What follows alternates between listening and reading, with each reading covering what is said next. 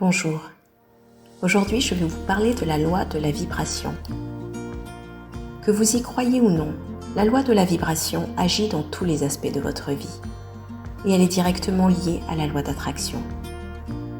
Les découvertes faites dans le domaine de la physique quantique permettent d'expliquer scientifiquement et plus facilement certains principes et concepts que l'on retrouve dans le domaine de la spiritualité. Il faut comprendre que tout est lié dans cet univers. Et lorsque nous en comprenons les mécanismes, il devient plus facile d'y croire, de les utiliser et de pouvoir en bénéficier. Le principe essentiel à retenir dans la loi de vibration est que tout est énergie. Et l'énergie est tout. En physique quantique, on apprend que même les objets que l'on croit solides sont énergie. Une table, un immeuble, un arbre, de même que le son et la lumière, ou encore nous-mêmes. Tout est énergie. Et si tout est énergie, cela veut dire que nos pensées, nos sentiments et nos émotions sont également énergie. Nous savons que notre corps est composé de cellules en tout genre. Ces cellules sont faites de tissus, d'atomes et de molécules. Et ces derniers sont en fait de l'énergie pure. Le second principe à retenir est que l'énergie est en mouvement perpétuel. L'énergie n'est jamais statique. Mais elle se meut de manière logique, en ondes ou en fréquences, en d'autres mots, en vibration. Chaque objet vibre sur sa propre fréquence.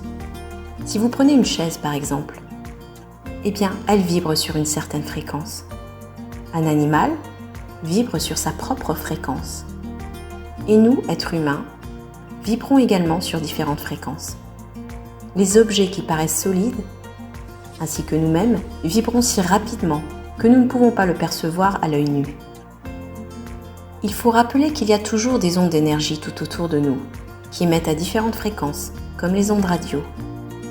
Lorsque vous cherchez votre station radio préférée, vous vous positionnez sur la fréquence exacte de cette radio.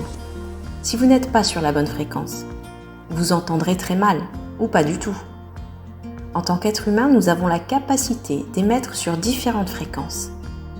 Par exemple, une personne qui connaît le succès financièrement émet sur une fréquence très différente de celle d'une personne qui a toujours eu du mal à gérer son argent. De la même manière, une personne qui enchaîne les relations personnelles compliquées n'émet pas le même type d'énergie qu'une autre personne qui attire à elle des gens aimants et bienveillants. Notez que le taux vibratoire d'une personne a aussi une influence sur sa santé. Un corps en bonne santé physique vibre entre 62 et 70 MHz. En dessous de 62 MHz, les cellules du corps commencent à muter et à causer des maladies. Par exemple, lorsque vous avez un rhume ou une grippe, votre corps vibre à environ 58 MHz. En dessous de 42 MHz, des maladies plus graves peuvent apparaître. La plupart des gens ne connaissent pas cette loi de la vibration ou ne sont pas conscients de l'impact que cela peut avoir dans leur vie au quotidien.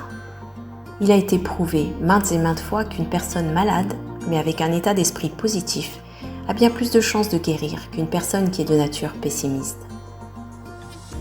Les médecins les plus conventionnels s'accordent à ce sujet. De la même manière, on sait que le stress et la nervosité causent des ravages sur notre système immunitaire et sont la source de nombreuses pathologies. C'est pourquoi il est important et nécessaire de garder un bon état d'esprit et donc une fréquence vibratoire haute. Pour certaines personnes, effectuer un changement dans les croyances et les habitudes de pensée sont un réel challenge, mais au bout du compte, il s'agit de votre santé physique et mentale. Parfois, vous pouvez même ressentir cette énergie, qu'elle soit positive ou négative. Lorsque par exemple vous entrez dans une pièce, juste après que soit survenue une dispute entre deux personnes, même si vous n'avez pas été témoin de cette dispute, vous arrivez à ressentir cette atmosphère lourde et tendue. Ou encore, lorsque vous êtes en présence de personnes enthousiastes, optimistes et pleines de vie, vous ressentez également leur énergie positive et vous avez tendance à vous aligner à ce type d'énergie. À présent, il faut comprendre que les énergies d'une certaine fréquence ont tendance à s'attirer. En d'autres termes, nous attirons le même type d'énergie que nous émettons. Pensez à deux diapasons côte à côte. Lorsque l'on fait vibrer les extrémités du premier diapason, le second se met à vibrer également, alors qu'il n'a pas été touché. Cela prouve que les vibrations similaires travaillent en harmonie les unes avec les autres. C'est ce que l'on appelle la résonance. Cela s'applique aussi avec les personnes. Lorsque vous êtes dans un état d'esprit d'abondance, vous avez tendance à attirer des personnes qui s'accordent avec cet état d'esprit d'abondance, et vice-versa. Donc, ce qu'il faut retenir ici, c'est que vous n'obtenez pas ce que vous voulez, vous obtenez ce que vous êtes. Vous obtenez ce sur quoi vous êtes aligné sur le plan vibratoire. Alors, sur quoi votre énergie est-elle alignée? L'abondance ou le manque? L'autre point important à mentionner est que l'énergie ne se crée ni ne se détruit, selon les principes de la physique quantique. Alors, comment faire lorsque nous cherchons à créer ou à manifester quelque chose? Eh bien, l'énergie se transmute. Elle change de niveau de vibration, mais nous ne la créons pas. Prenons l'exemple du sifflet à ultrasons pour chiens. Les chiens peuvent entendre ces ultrasons qui vibrent à très haute fréquence, mais l'oreille humaine ne le peut pas.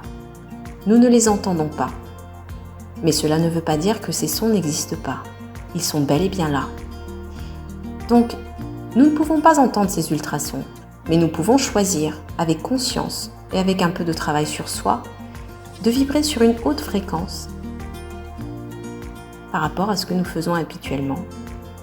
Au lieu de penser à créer ou manifester quelque chose, pensons dans un premier temps à changer qui nous sommes. Et donc, en augmentant notre taux vibratoire, nous vibrons plus harmonieusement avec ce que nous désirons. Pour rappel, vous augmentez votre taux vibratoire en choisissant consciemment de changer votre état émotionnel.